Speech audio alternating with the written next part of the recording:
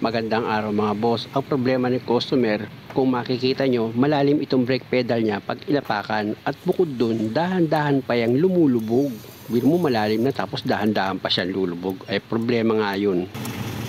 Lubog ang preno rin, sir? Lumulubog yung preno? Oo, gumagano. Sumasagad? Sumasagad eh, no? Gumagano. Ayan niya oh, lubog oh. Siya, oh. Dahan-dahan lumulubog pa oh. Wala na, dikit na sa flooring. Diferensya nito. Pag ganyan mga boss, madali lang naman yan. Magsimula ka muna dito sa brake mo sa likuran. Tatanggalin ko itong gulong mga boss kung makikita nyo. Gamit itong impact wrench ko para makita ko yung brake shoe nito kung manipis na or kailangan lang siyang i-adjust. Kita nyo yung brake drum mga boss oh, ang luwag. Sabi nga ng customer, ngayon lang daw yan ma-adjust at mabubuksan.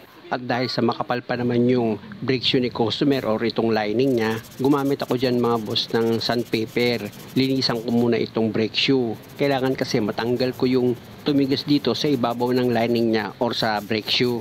Nakakapag-produce kasi yan ng ingay at paghina rin ng preno. Kita nyo naman, ginamitan ko pa yan ng brake cleaner para kung may malagkit ngang kumapit dito sa brake shoe, mawash out nitong brake cleaner. Pati itong brake drum mga boss, kung makikita nyo, niliha ko rin yan. Importante mga boss na yung kumapit na kalawang dyan, matanggal nyo sa pamamagitan ng liha. Tapos gamitan nyo rin siya ng brake cleaner, sprayan nyo rin siya. At syempre naman, pag na-sprayan nyo na yan, punasan nyo pa rin ng basahan para matanggal yung marka ng brake cleaner. At pag okay na mga boss, pwede ka na ngayon mag-adjust dito sa brake adjuster. Ayan lang naman yung brake adjuster niya mga boss. So ituturo ko ng flat screw. Ayan, yan tinuturo ko. Pero bago ako mag-adjust, isukat ko muna itong brake drum para malaman ko kung gaano kalaki yung adjustment na ilalagay ko dito sa brake shoe. O, kita nyo, di ba maluwag masyado itong brake drum? Gagamit ka ulit ngayon dyan ng flat screw. Sikwatin mo pa angat itong brake adjuster niya. At syempre naman, sa pag-adjust naman mga boss, huwag yung biglain. Pwede naman yung paunti-unti. Tapos i-testing nyo ulit itong brake drum. Ayan mga boss, o, ramdam ko maluwag pa. O, adjust ka ulit. Pwede yun mga boss, pwede kayong umulit.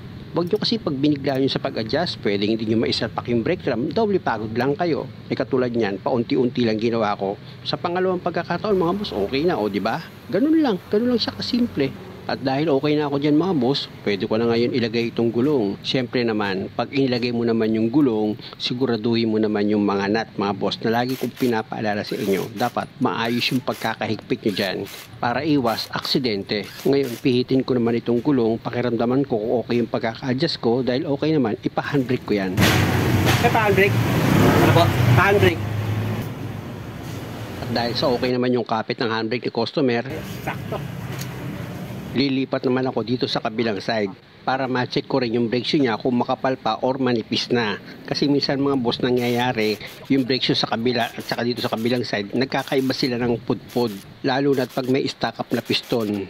Pero kung hindi naman sila nagkakalayo ng kapal ng lining, pwedeng linis lang yan tapos mag-a-adjust ka ulit. Tanggalin ko na ulit itong brake drum mga boss. Ano? Kita nyo itong brake drum niya, maluwag talaga siya. Talagang hindi pa na-adjust ito or nalinis. Kaya kung makikita nyo mga boss, grabe din ang dumi na ano niya. Oh, tingnan nyo. Yung naghalong kalawang at alikabok dito sa brake drum niya, ang kapal. Patunay lang ito mga boss na hindi pa talaga nagbukas ng preno si customer. Kaya ang gagawin ko dyan, same procedure lang naman mga boss, gamit yung liha para matanggal yung kumapit na kalawang dito sa brake drum. Tapos dito sa brake shoe, ganun din, lilihahin nyo rin yan. Kasi nga, yung tumigas dito sa ibabaw ng brake shoe mga boss, nakapag-produce ng ingay yun. Kaya mahalaga mga boss na matanggal nyo yan. Mapapansin nyo naman pag natanggal yan medyo maglalight na yung kulay ng brake shoe. Tapos gamitan nyo siya ngayon ng brake cleaner. Tandaan nyo mga boss, pag kulang sa budget, pwedeng tubig o kaya hangin. Dito naman ako mag-spray sa brake drum mga boss. Ganun din, sprayan nyo rin yan ng brake cleaner para mas malinis siya. After nyo ma-spray nyan, kumuha ka ng malinis na basahan, punasan mo itong brake drum para matanggal yung marka ng brake cleaner. O di ba? Ganun lang naman, napakasimple kung kayo ang gagawa ng sasakyan nyo. Tapos bago kayo mag-adjust, sukatin nyo muna, isalpak mo muna itong brake drum, pakiramdaman mo muna para malaman mo kung gaano kalaki yung adjustment na ibibigay mo dito sa brake shoe. Basta siguraduhin nyo lang mga boss, pag nag-adjust kayo ng preno, hindi pwedeng sa kabilang side maluwag, dito naman mahigpit, hindi pwede yon. O isubok ko yan ulit dahil na-adjust ko na siya.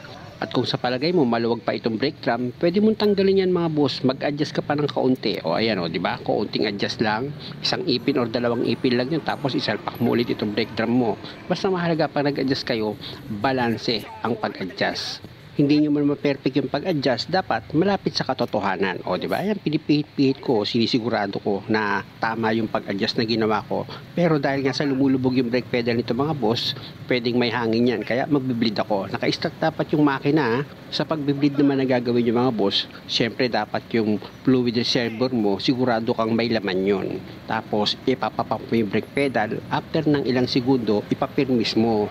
Ibig kong sabihin, nakadiin sa brake pedal, tapos itong bleeder niya, luluwagan mo, ganyan, di ba? Tapos isarado mo rin siya agad. Ganun lang naman ang diskarte mga boss pag nagbe-bleed kayo hanggang sa buo na yung fluid na lumalabas dito sa bleeder, okay na yan. Siguraduhin mo lang na nahigpitan mo maigi yung bleeder. Tapos mga boss, lilipat naman ako dito sa kabilang side na gulong. Same procedure lang naman ang gagawin nyo mga boss. Ipapabomba nyo yung brake pedal, tapos after ng ilang segundo, ipapadiin nyo lang siya, nakadiin sa brake pedal, i-release nyo ngayon yung fluid. Ganyan mga boss, kung makita nyo, nirelease ko yung fluid. O, di ba? Nakapirmi yun or nakadiin dapat sa brake pedal bago ka magluwag ng bleeder. Pag buo na yung fluid na lumalabas dito sa bleeder, siguraduhin mo naman na yung pagkakahigpit mo ng bleeder ay maayos, para hindi ka magkaroon ng problema sa bandang huli. Tapos pwede mo na ngayon ilagay itong isa pang gulong. At syempre naman mga boss, dahil nag-bleed ka, sigurado nagbawas ng fluid yan sa fluid reservoir niya. Kaya wag na wag mong makakalimutang magdagdag ng fluid dito sa reservoir niya. I-check ko na yung brake pedal nito mga boss kung lumulubog pa. Pero dahil sa pag-adjust ko ng preno, tapos nag-bleed pa ako, okay na yan mga boss. Kung makikita nyo, ang lakas na nung preno niya, okay na itong brake pedal, hindi na siya lubog at isang tapak lang. Kaya nga nung nirotis ni customer, dahil hindi ko na siya sinamahan, okay na raw. Muli mga boss, sana nakakuha kayo ng idea, at kung maaari, huwag nyo naman sanang kalimutang mag-subscribe sa channel ko. Salamat!